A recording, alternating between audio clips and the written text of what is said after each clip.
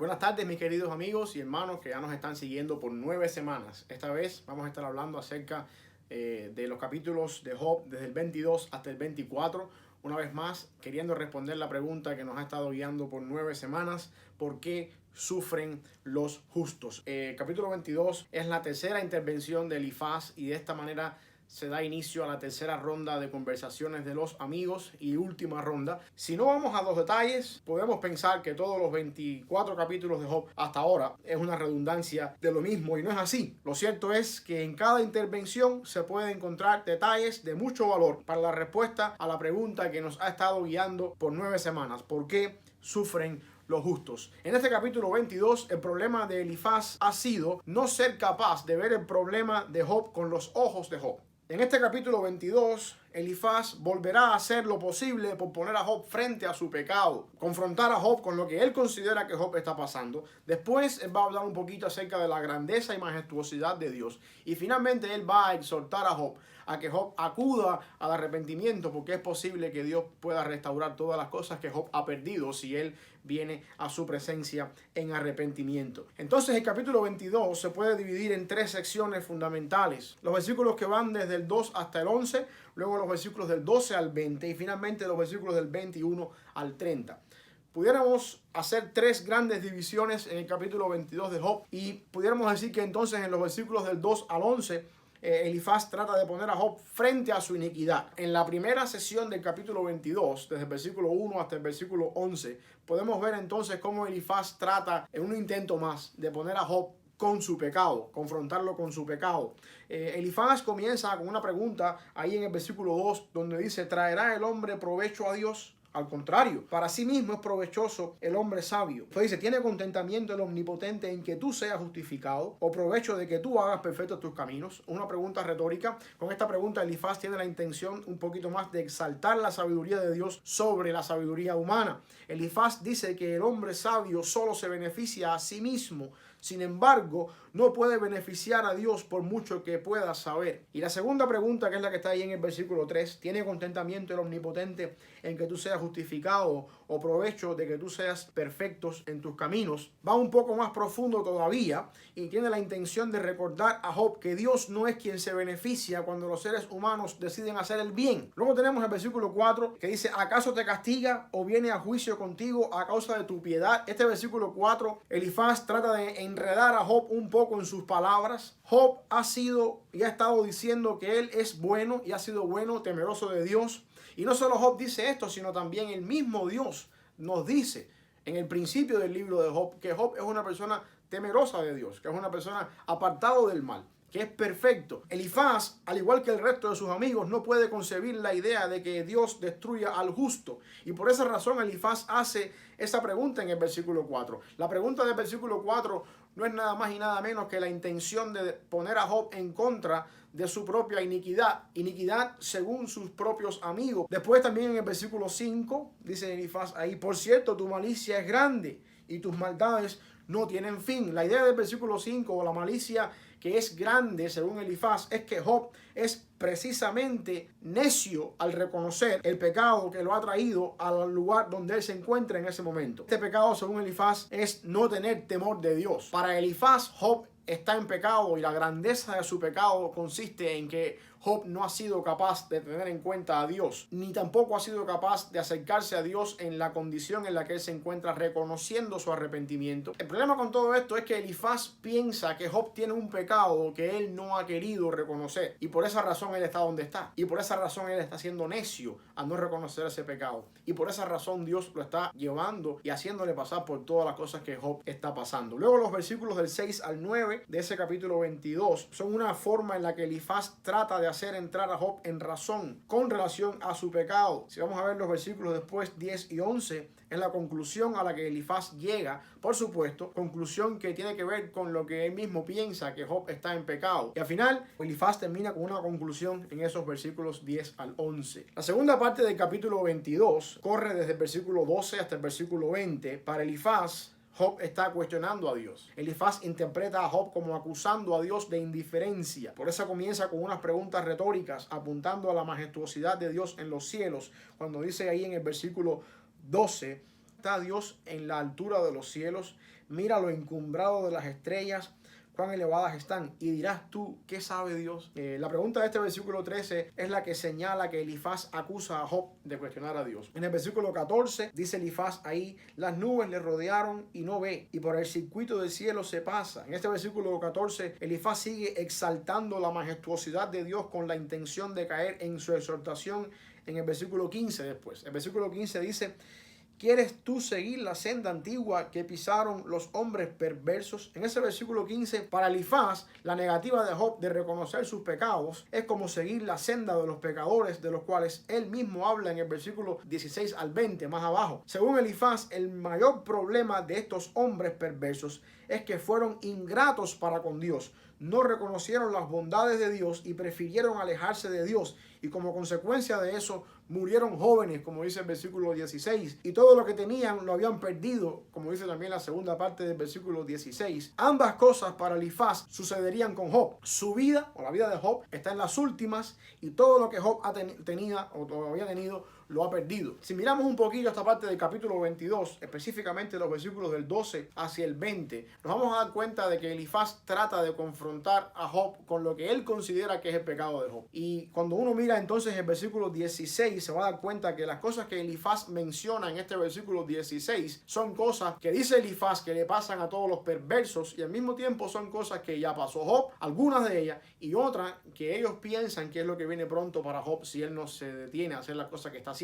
Porque el versículo 16 dice, los cuales fueron cortados antes de tiempo. Quiere decir que muchas personas que fueron perversos murieron antes de tiempo en su juventud. Al parecer, esto es lo que va a pasar con Job. La otra cosa también que dice el versículo 16, la parte final, es cuyo fundamento fue como un río derramado. Lo que está queriendo decir Elifaz en este versículo 16 es que las personas que no conocen a Dios, las personas que se niegan a reconocer a Dios en su vida, pierden todo lo que tiene. Esto ya lo había pasado Job, y mueren en su juventud. También es importante que notemos acá que Elifaz continúa con los versos 19 y 20 para dar su comienzo a la exhortación en la parte final del capítulo 22, y es que cuando Dios obra de tal manera con los perversos, según Elifaz, hace lo correcto, porque los justos se gozan y pueden ver a Dios haciendo justicia. Por esta razón, Elifaz propone que Job deje de contender y acusar a Dios y que tome el camino opuesto a los perversos. Para Elifaz, ese camino está en lo que resta del capítulo 22. Elifaz, en esta parte final del capítulo 22, insta a Job al arrepentimiento. En la teología de Elifaz existe la posibilidad de que Dios puede restaurar a Job todo lo que ha perdido. Job debería hacer lo que Moisés encomendó al pueblo en Deuteronomio 6:6. Y estas palabras que yo te mando hoy estarán sobre tu corazón. Esto mismo es lo que, según Elifaz, Job debería hacer en los versículos que siguen. El versículo 21 dice, vuelve ahora en amistad con él y tendrás paz, y por ello te vendrá bien. Y este versículo 22 es la referencia cruzada a Deuteronomio 6:6, cuando dice, toma ahora la ley de su boca y pon sus palabras en tu corazón. Capítulo 23 y capítulo 24 viene a ser la respuesta de Job a su amigo Elifaz. La primera parte, que sería el capítulo 23 de la respuesta de Job, parece ser un soliloquio. Parece que Job está expresando su sentimiento al aire. Al mismo tiempo, Job no está en contra de ponerse a cuentas con Dios.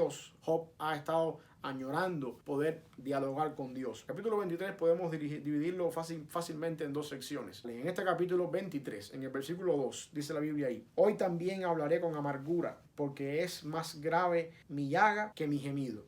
Job responde que la idea de poder hablar con Dios es algo que él ha deseado desde que comenzó su calamidad. La frase es más grave mi llaga que mi gemido apunta a su desesperación de no poder encontrar una respuesta a su problema. Luego en el versículo 3, que dice, ¿quién me diera el saber dónde hallar a Dios? Yo iría hasta su silla.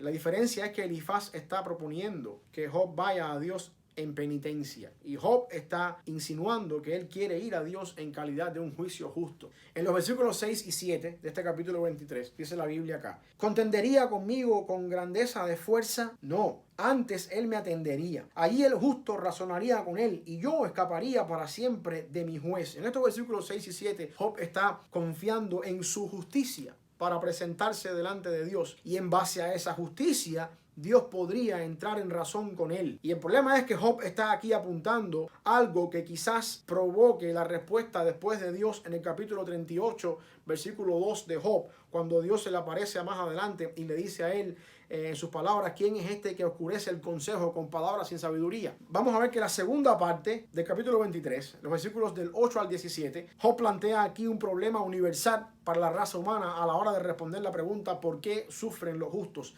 Ningún ser humano puede llegar a la presencia de Dios por sí mismo, en ninguna dirección. Ahí en los versículos 8 y 9 dice Job ahí: he aquí yo iré al oriente y no lo hallaré, y al occidente y no lo percibiré. Si muestra su poder en el norte, yo no lo veré. Al sur se esconderá y no lo veré. Lo que está queriendo decir Job básicamente es: yo estoy dispuesto a presentarme delante de la presencia de Dios. El problema está en que yo no puedo acercarme a la presencia de Dios. Ningún ser humano puede llegar a la presencia de Dios por sí mismo en ninguna dirección. Más adelante en los versículos 13 y 14 dice la Biblia ahí: pero si Él determina una cosa, ¿quién lo hará cambiar? Su alma deseó e hizo. Él pues acabará lo que ha determinado de mí. Y muchas cosas como estas hay en él. En estos versículos 13 y 14, Job se enfrenta a una realidad con relación al carácter de Dios. Dios es soberano. La mejor traducción de la frase: pero si Él determina una cosa, pero Él es inmutable. Esta frase apunta a que Dios es soberano por encima de cualquiera que sea la justicia humana. Dios determina sus planes eternos y el hombre no puede cambiar a Dios a su antojo. Por esta razón, Job está consciente de que Dios tiene planes con él que, aunque no sean lo que él desearía que Dios hiciera, sus planes van a seguir el curso que Dios ha trazado. El capítulo 24 se puede resumir, dividir en dos partes fundamentales, del 1 al 12 y del 13 al 25. En el versículo 1 del capítulo 24 dice Job: puesto que no son ocultos los tiempos al Todopoderoso, ¿por qué los que le conocen no ven sus días? Con esta pregunta Job alega de que si Dios es soberano y que no hay nada oculto en la presencia de Dios, entonces ¿por qué los que conocen a Dios no pueden compartir con Dios ese atributo? Esa petición introduce lo que Job está queriendo enfatizar en este capítulo, y es la indiferencia de Dios, según Job, a la maldad de los hombres. Los versículos del 2 al 12 del capítulo 24 son una expresión de Job para decir que los malos prosperan y Dios parece estar ausente de la maldad de ellos. Los versículos del 13 al 25, Job menciona ahora algunos pecados aquí: asesinato, adulterio, robos. Lo interesante son pecados que suelen ser llevados a cabo durante la noche, cuando la luz no permite reconocerles. Como consecuencia de eso, este tipo de personas detesta la luz y ama las tinieblas para poder llevar a cabo sus hechos siniestros. La intención de estos pasajes es enfatizar la tesis de Job en este capítulo, y es que Dios parece ser indiferente al pecado. Bueno, ya para terminar, algunas aplicaciones para la semana que quiero que te lleves contigo y creo que sean de utilidad para tu vida, sacando algo práctico a lo que hemos podido ver hoy. En primer lugar, la justicia humana es un trapo de inmundicia delante de Dios. Eso lo dice el profeta Isaías más adelante, en Isaías 64, los versículos del 5 al 7.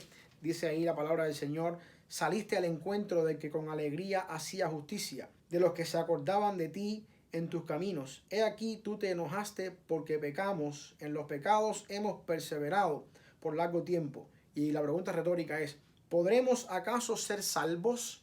Dice el versículo 6: si bien todos nosotros somos como suciedad y todas nuestra justicia como trapo de inmundicia, y caímos todos nosotros como la hoja y nuestras maldades nos llevaron como viento, dice el versículo 7, nadie hay que invoque tu nombre, que se despierte para apoyarse en ti, por lo cual escondiste de nosotros tu rostro y nos dejaste marchitar en poder de nuestras maldades. No importa cuán bueno tú seas, no importa cuán justo tú puedas llegar a ser en este mundo terrenal, en comparación con Dios, siempre vamos a estar sucios delante del Señor. Dios habita en una santidad tan grande y su majestad es tan inaccesible para el ser humano que no vamos a poder nunca llegar a su presencia, a razonar con Él sobre la base de nuestros méritos propios, como Job pensaba hacer o quería hacer.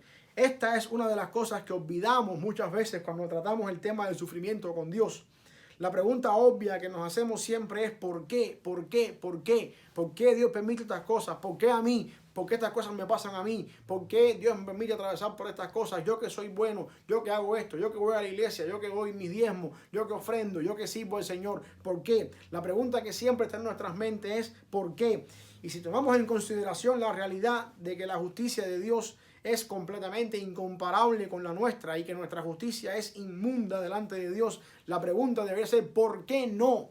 ¿Por qué no yo? ¿Qué tan bueno soy yo que estas cosas a mí no me deben tocar? La intención nuestra es que cuando comparamos nuestra justicia humana con la verdadera justicia divina, nos vamos a dar cuenta que no hay espacio para preguntarnos por qué. El espacio más bien es para preguntarnos por qué no. Esa es la primera aplicación. Nuestras justicias son incapaces de que nosotros osemos pensar que por ellas Dios algún día va a razonar con nosotros. Segundo lugar, Dios es soberano. Ningún ser humano puede cambiar a Dios a su antojo. Dios no está para que sea nuestro amuleto que nos conceda las cosas que deseemos cuando deseemos, a la hora que deseemos y porque lo deseemos. Dios no depende de nosotros, ni tampoco Dios necesita de nosotros.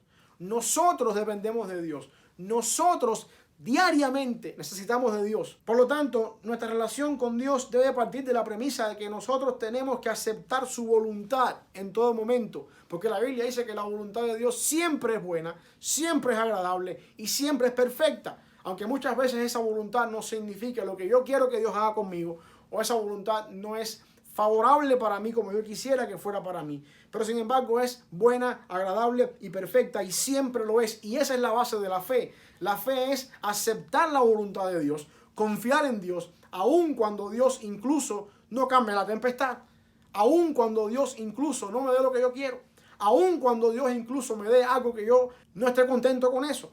Aun cuando Dios incluso me haga sufrir cosas que yo no quisiera que Dios me haga sufrir. La fe es aferrarme a Dios, no importa lo que Dios haga con mi vida. Yo descanso en el Señor, yo descanso en su voluntad, yo descanso en que Dios está en control y yo descanso en que si Dios es un Dios bueno y siempre quiere lo mejor para mí, su soberanía obra a mi favor porque Él me ama. No fuimos sacados de la condición de esclavitud del pecado para venir a ser amos de Cristo, sino que Dios nos saca de la esclavitud del pecado para que seamos esclavos de Cristo. Por lo tanto, no podemos venir a manipular ni a ordenar a Dios para que haga lo que nosotros queremos que Él haga. Así no funciona. Así no funciona. Venimos a una relación con Dios a través de Cristo para ser esclavos de Cristo y someternos a la voluntad de Cristo y confiar en la voluntad del Señor y descansar en sus promesas, en su palabra. Y número 3 y último, la única justicia que nos permite tener una relación y comunión con Dios es la justicia de Cristo. Este es el tema de la carta de Romanos. Cristo es nuestra justicia. La justicia humana es completamente insuficiente para llegar a la presencia de Dios. Dios sabía eso. Ninguno de nosotros puede hacerse lo suficientemente justo por sus méritos, ni tampoco cumpliendo la ley para llegar delante de la presencia de Dios. Dios sabía eso. Por eso es que Pablo dice en Romanos 1:17 que Él no se avergüenza del Evangelio porque es poder de Dios para salvación al judío primeramente y después al griego, porque en el Evangelio de Dios la justicia de Dios se revela por fe y para fe, como está escrito, más el justo por la fe vivirá. Ese es el tema de la carta de Romanos. La única cosa que nos permite acceder a la presencia de Dios es la justicia de Dios, y la justicia de Dios se hace vigente, visible en Cristo. El justo tuvo que morir por los injustos, porque es la única manera en que la justicia del justo se transfiere en la cruz por el perdón de pecado a los injustos y hace a los injustos justos para llegar delante de la presencia de un Dios justo. Pero la intención es que cuando Cristo vino y murió en la cruz, en esa cruz hubo una transacción. El justo se hizo injusto para que nosotros, los injustos, pudiéramos hacernos justos y llegar delante de la presencia del único Dios justo. Por eso Pablo exhorta tanto y habla tanto del tema de la justicia de Dios en Cristo en Romanos. Es más, yo te insto que tú te leas la carta de Romanos y trates de subrayar o marcar la cantidad de veces que en toda la carta de Romanos la palabra justo, justicia, se hace visible para que te des cuenta que ese es el tema fundamental de Pablo en la carta a los romanos. Una de las mejores maneras de afrontar el sufrimiento entonces es básicamente entender que yo no soy bueno, ni que yo tampoco no me merezco el dolor, ni que mi justicia humana tampoco puede llegar a la presencia de Dios, ni que mi justicia humana tampoco puede compararse con la justicia de Dios en Cristo. Y por lo tanto, entonces, yo tengo que confiar en que Dios es soberano y que porque Dios me ha dado en Cristo su propia justicia, yo puedo confiar en que soy hecho justo delante de Dios. Y entonces todo lo que pasa en mi vida, sea bueno o sea malo, está sometido a la voluntad de un Dios justo, según sus estándares de justicia, que quiere lo mejor para mí. Aunque yo a veces no pueda en mi mente razonar qué significa eso. Por eso es que Pablo, en el mismo Romanos, dice que a los que aman a Dios, todas las cosas les ayudan a bien. Esto es, a los que conforme a su propósito son llamados. Que el Señor te bendiga una vez más. Gracias por 9 semanas. Yo sé que ha sido un largo viaje, pero confiamos en el Señor que poco a poco vamos a ir descubriendo la razón por la que sufren los justos. Y mi oración es que al final del libro, cuando terminemos con Job, tú puedas llevarte una buena respuesta del porqué detrás del sufrimiento. Que Dios te bendiga. La semana que viene seguimos compartiendo esta preciosa serie que ha sido para mi vida personal una bendición y también espero que lo sea para la tuya. Una vez más, que el Señor te bendiga.